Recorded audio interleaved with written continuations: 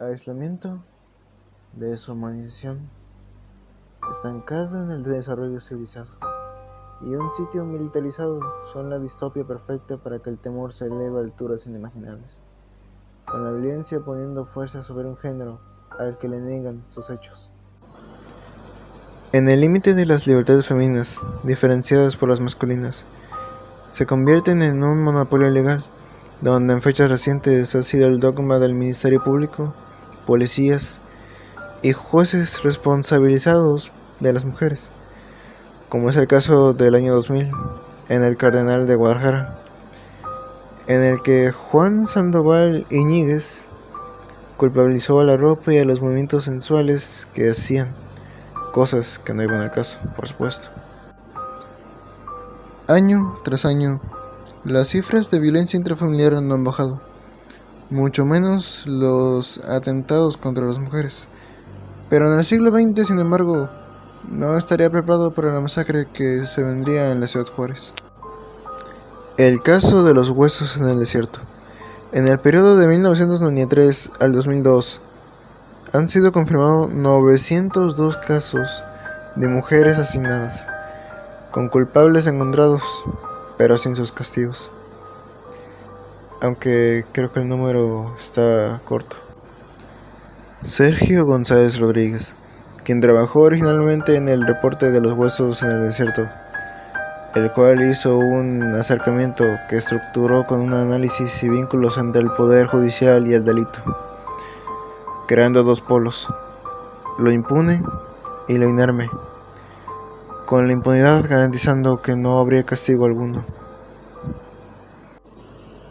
En otro caso, no fraccionaron las administraciones de los panistas o los priistas, esto por su inexistente seriedad, siendo la misma estrategia: investigación mal empleada, ocultamiento y destrucción de pruebas, regaños moralistas a los cadáveres, exhibición triunfalista de casos resueltos, que al que no estuviese conforme con esto se atendería a las consecuencias. ¿Cuál es el fondo de las muertes de Ciudad Juárez?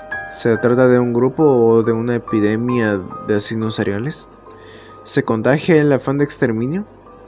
González Rodríguez dio un relato llano y adjetivo, que se combina con la información vasta y con interpretaciones sencillas, que dan la sensación al lector de indignación y dolor, aumentando el miedo entre las trabajadoras de la maquila, a las jóvenes y a sus familias. ¿Por qué es tan lento e insuficiente la operación del gobierno y de la sociedad en contra del caso de los asesinos de la ciudad de Juárez? La hipótesis del obviante es que esta cacería de jóvenes indefensas es un acteal por acumulación. Las condiciones urbanas, la condición fronteriza de Juárez, las abstracciones de los delitos, los medios situando los crímenes en la nota roja, la incompetencia de entre los gobernantes, la impunidad contra los psicópatas y los sociópatas, y un poder judicial ansioso de no investigar, añadiendo el sexismo y clasismo. ¿O por qué los asesinatos de la ciudad Juárez no son descritos como crímenes de odio, como los asesinatos del joven Matthew Shepard y la joven Brandon Tina? Los crímenes de odio son dirigidos contra una persona que simboliza algo en contra de la especie, sin que los victimarios reconozcan a la víctima, y al liquidarla sentir un poder sin límite.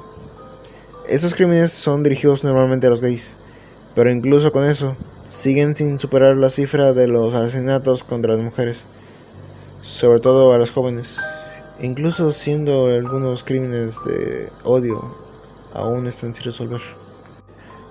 Y con el asesinato no solo se sienten superiores, sino que se burlan de las leyes y de la sociedad que vagamente definen. Varios de estos asesinos son impulsados por ese placer de controlar la vida y la muerte de los indefensos. Lo más degradante y sucio se refleja en el machismo contra las mujeres, siendo que el odio se ha construido como un debate social que va en contra de los que no pueden evitar sus efectos. En cada uno de los asesinatos de mujeres fueron desconocidas, pero el origen es el mismo, la indefensión de las asesinadas, siendo que tanto como sus familiares como grupos buscan que se haga justicia, dando como conclusión que la sangrienta serie de Ciudad Juárez es un asunto de Estado, donde la impunidad es su principal nutriente. Una sociedad inmovilizada por la matanza, que no reconoce a sus víctimas y que es la gran víctima del oportuno. Si se concentrara la energía judicial, política, social y ética y sus instituciones en el esclarecimiento de este fenómeno, esa justicia y reconstrucción social que faltó, esa falta de ayuda que se refleja en los huesos del desierto, caso que esperemos no ocurra nuevamente.